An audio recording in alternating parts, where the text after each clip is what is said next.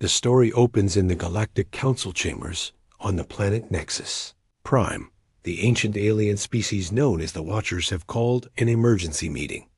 Their representative, Elder Krim, stands before the assembled delegates with grave concern. Watchers are an old race that has observed the galaxy for millennia. They have witnessed the rise and fall of countless civilizations. Now they speak of a new threat, not from some ancient evil, but from a young species called humans on a planet called Earth. The humans are not what they appear, Elder Krim warns. The Council. We have watched them for only a few thousand years, but in that time, they have shown abilities that concern us deeply. They adapt too quickly. They learn from every defeat. They turn their weaknesses into strengths. The dominant power in the galaxy, the Hegemony Empire, sends their war chief, General Voss, to represent them. Voss is a proud warrior from the reptilian Drac species. He has conquered 40 star systems for the Empire. The idea that some primitive world could pose a threat amuses him. These humans have barely left their own star system, Voss laughs. Our scouts report they still fight among themselves. They have no unified government. Their technology is centuries behind ours. What could they possibly do against the might of the hegemony? Other council members share Voss's confidence. The bird-like Avis delegation points out that human weapons are primitive. The crystalline shard representatives note that human ships move slowly and lack proper shielding. The insectoid hive speaks of human disorganization and constant conflicts. But Elder Krim persists. You judge them by your own standards. Humans do not think like other species. They see war differently. Where you see their divided nations, I see a species that has spent thousands of years perfecting the art of conflict. Every human culture has developed unique ways of fighting. They have tested every possible strategy against each other. The Elder shows holographic records of human history. Images of ancient battles flash before the Council. Formations that should not work but do. Tactics that seem impossible but succeed. Weapons that appear crude but prove devastatingly effective. They have a saying, Krim continues. Know your enemy. Humans spend more time studying war than any species we have encountered. They learn from every battle, every defeat, every victory. They write books about conflicts from thousands of years ago and still study them today. General Voss grows impatient. Enough of this fear-mongering. The Empire has decided to expand into the Sol system. These humans will surrender like all the others, or they will be destroyed. Their planet has resources we need. Their location is strategically valuable. The decision is made. Other Watchers try to support Elder Krim's warning. They speak of human unpredictability, their tendency to fight hopeless battles and somehow win. They mention human history, how small forces have defeated larger ones through clever tactics and determination. They once had a general who said that no plan survives contact with the enemy, another Watcher adds. But humans excel at adapting when plans fail. They improvise. They innovate. They refuse to accept defeat, even when victory seems impossible. The Council dismisses these warnings. The Empire's allies support General Voss. They speak of their superior technology, their massive fleets, their experience conquering primitive worlds. Earth appears to be just another easy target dot as the meeting ends. Elder Krim makes one final plea. We do not ask you to avoid Earth out of fear. We ask you to approach with caution. Study them longer. Learn their true nature before you commit to invasion. General Voss stands and addresses the Council with authority.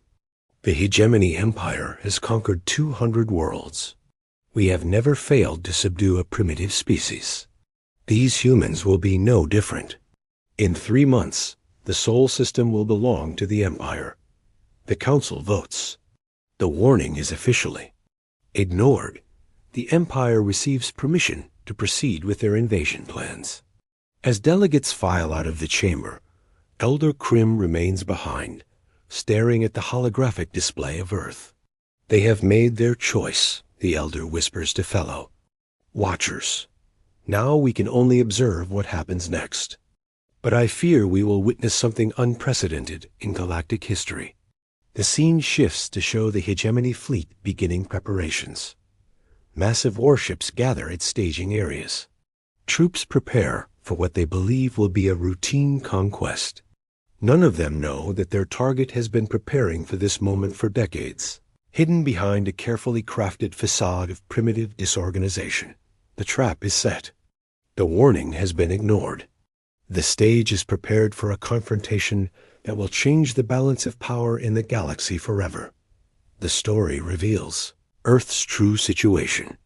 While appearing divided and primitive to alien observers, humanity has been secretly united under a hidden global defense council for 50 years. They detected alien surveillance decades ago and have been carefully managing what information reaches space. The deception runs deep. Fake conflicts hide real military exercises. Apparent technological limitations conceal advanced weapons development. Earth's seemingly chaotic political situation masks a sophisticated intelligence network that has been studying every alien species in the galaxy. Commander Lisa Park leads Earth's defense planning. She reviews reports from deep space monitoring stations that have been tracking alien movements for years. Humanity knows exactly what's coming and when. The Empire's invasion fleet assembles, over 300 warships carrying 50,000 soldiers. General Voss commands from his flagship, confident in an easy victory. His fleet moves toward Earth, expecting to find a defenseless world. The Hegemony fleet arrives at the edge of the Sol system, broadcasting surrender demands. Earth's response appears to be panicked transmissions from different nations, each trying to negotiate separately. This apparent disunity convinces General Voss that conquest will be simple. However, the first skirmishes reveal problems. Human ships, while seeming primitive, prove surprisingly difficult to destroy.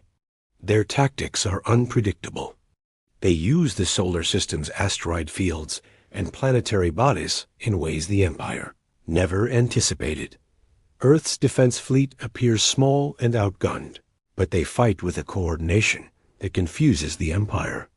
Every human ship seems to know exactly what every other ship will do. Their retreat patterns lead the Empire deeper into the solar system. General Voss grows frustrated as what should have been a quick victory turns into a prolonged chase toward Earth. As the Empire fleet closes on Earth, the trap reveals itself. The entire solar system has been turned into a massive defensive network. Asteroid mining operations were actually weapons platforms. Space stations that appeared to be research facilities activate as military bases. The real shock comes when Earth's primitive technology proves to be deliberately misleading. Human weapons systems activate that are not just advanced, but based on completely different principles than anything the Empire has encountered. Earth's ships suddenly demonstrate capabilities they had hidden, speeds, maneuverability, and firepower that catch the Empire completely off guard. Worst of all, human tactics prove to be beyond anything the Empire prepared for. The humans fight like no other species the Empire has faced. They coordinate perfectly while maintaining unpredictability. They sacrifice ships to achieve strategic goals. They use the Empire's own strength against them. The revelation of Earth's true defenses as the Empire fleet closes on Earth. The trap reveals itself. The entire solar system has been turned into a massive defensive network. Asteroid mining operations were actually weapons platforms. Space stations that appeared to be research facilities activate as military bases. The real shock comes when Earth's primitive technology proves to be deliberately misleading. Human weapons systems activate that are not just advanced, but based on completely different principles than anything the Empire has encountered. Earth ships suddenly demonstrate capabilities they had hidden: speeds, maneuverability, and firepower that catch the Empire completely off guard. Worst of all, human tactics prove to be beyond anything the Empire prepared for. The humans fight like no other species the Empire has faced. They coordinate perfectly while maintaining unpredictability. They sacrifice ships to achieve strategic goals. They use the Empire's own strength against them. The battle reaches its climax as Earth's true defense strategy unfolds. Every aspect of the solar system becomes a weapon. The humans demonstrate not just superior tactics, but superior understanding of three-dimensional space warfare. General Voss realizes too late that humanity studied the Empire's previous conquests and designed counters to every standard hegemony. Tactic: the humans fight as if they know exactly what the Empire will do before the Empire does it. The invasion fleet is systematically destroyed. Ships that try to retreat find their escape routes blocked. The few survivors who manage to flee carry news back to the Empire that will change everything. The story ends with the Galactic Council receiving reports of the disaster.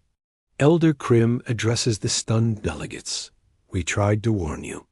Humans do not fight to win territory or resources. They fight to ensure their survival. And when survival is at stake, they become something beyond your understanding. The Empire's defeat sends shockwaves across the galaxy. Earth has announced its presence as a power that cannot be ignored or underestimated. The age of easy conquest is over.